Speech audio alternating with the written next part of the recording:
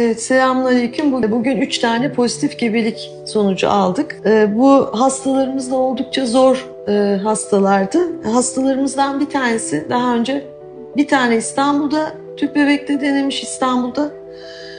İkinci denemesini Taşkent'te yapmış. Bu bizde 3. kez eko denemesiydi. Ve hastamızın yumurtalarını topladık, transferini yaptık. Bugün pozitif neticesini aldık.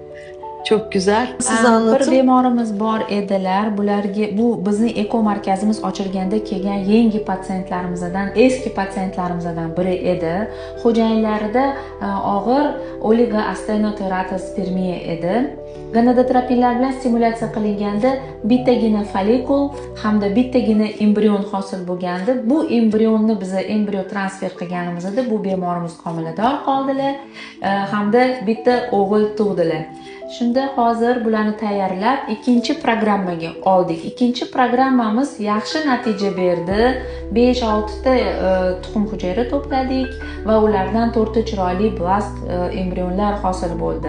Biz bu bemorimizga 5-kunlik fresh embrion transfer amalga oshirgan edik. Bugun natijalari juda ham chiroyli bo'ldi.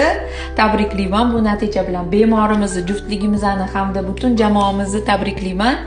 Ikkinchi urinish va ikkinchi ijobiy natija. Bu juda ham bizning ko'rsatkichlarimizni eng ijobiy holati. Teşekkürler. Herkese diğer pozitif neticeleri ileteceğiz sırasıyla.